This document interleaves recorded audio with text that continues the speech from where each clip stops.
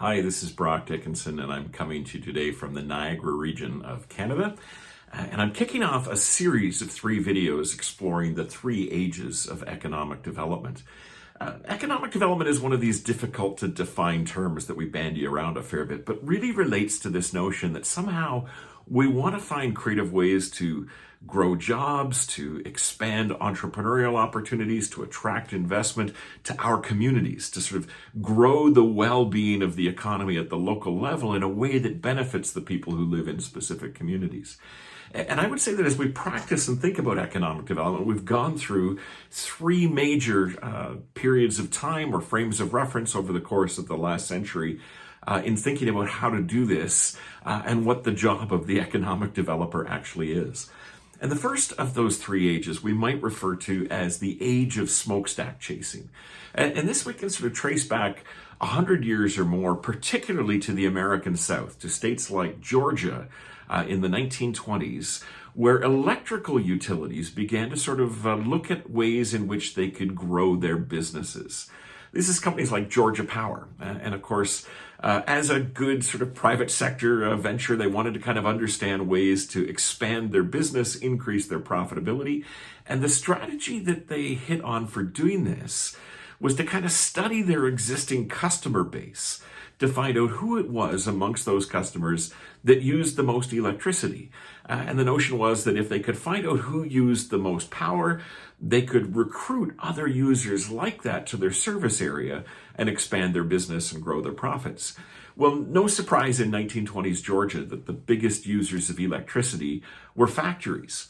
And so Georgia Power and others like them set up sales divisions to go out across the United States and around the world to try to recruit factories to the state of Georgia, to the service areas where they provided electricity to their customers.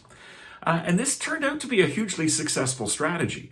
Many of these electrical utilities did extremely well in the 1920s as they lured factories from across North America into their jurisdictions.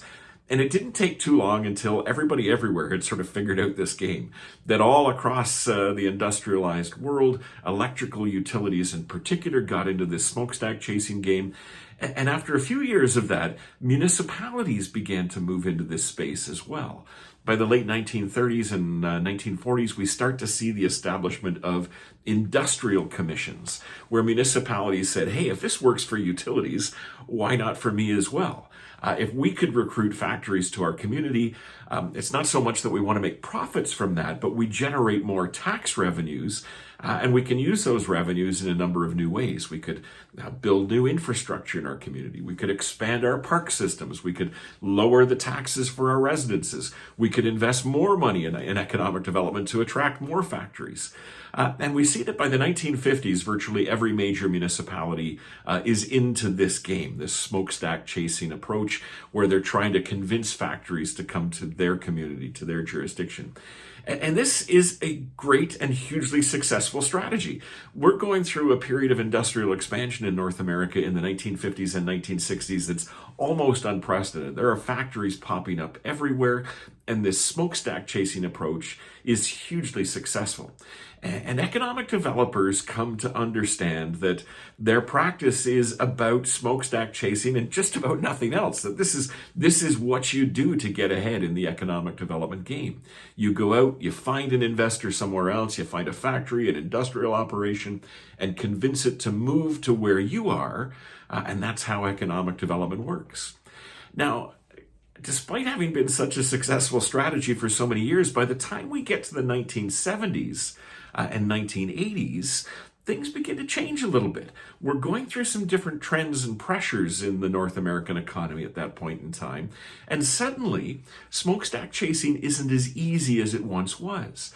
There aren't as many factories and operations to go around, and many communities start to see a decline in the level of investment. And in fact, as we get deeper into this time period, many of the factories that we recruited so successfully in the 50s and 60s begin to pack up and move somewhere else. They're headed to Mexico, they're headed to China. And we find ourselves with empty industrial facilities in communities all over North America. And at first we say, hey, no big deal. We recruited factories before. We'll figure this out by recruiting some factories to replace the ones that left. But this turns out to be easier said than done. And the poster child for this challenge, the community that's often identified as the prime example of how this whole smokestack chasing practice went wrong, is the community of Flint, Michigan, just outside of Detroit. Flint had been very successful on the smokestack chasing front. They had lots of automotive plants, they had textile plants, they had a big shoe factory for Nike. In fact, you may recall that Michael Moore made a movie a number of years ago called Roger and Me about the choice that factory made in leaving Flint. And Flint went through a process, just like many other communities, where it sort of had to reconcile itself with the notion that there might not be more factories coming in the future. So initially the reaction was, hey, they're leaving town, no big deal, we'll get some new ones to replace them. But after a few years, this started to look a little more questionable. And after a bit of time, when these factories had been sitting empty in the community without industrial operations inside them, they started to look a little rough around the edges. They were kind of falling apart a little bit. They weren't looking so good. It was getting harder and harder to convince companies to even consider communities like Flint. And ultimately, this led to a situation that started to impact the workers and the citizens of those communities. Faced with a community where there were no jobs and no likely job prospects, many workers were confronted with the reality that they would likely have to move to find new economic opportunities. And so they put their houses up for sale. But Flint was looking pretty rough around the edges and it had no jobs. So who was interested in buying those houses? Not a lot of people. And so then those same workers were faced with an even starker decision. I can't sell my house to move somewhere else, but if I stay here, I've got no economic opportunities. So maybe I should just walk away from my home. I should walk away, in many instances, from my life savings because I can't afford to stay here anymore. And ultimately, many of those workers in Flint and in other surrounding communities did walk away from their homes. They abandoned those homes. And, if we look at that sort of that part of the United States, the Detroit area, that wave of people walking away to somewhere else for new opportunities ended up having huge implications. At the turn of the 21st century, the population of Detroit was approaching 2 million people, but it fell as low as 700,000 people. And the abandoned sections of Detroit were larger than many other North American population centers. They were larger than Milwaukee, larger than Vancouver, larger than Seattle or Baltimore. And one of the economic development strategies that Detroit had to pursue in this post-smokestack chasing era was urban agriculture. How could they take these abandoned lands and began to rethink what economic development was about? And the failure of smokestack chasing really taught us that we needed to be much broader in our thinking about what economic development is and what it could be, and forced us to enter a second age of economic development, one that we might call the age of community economic development.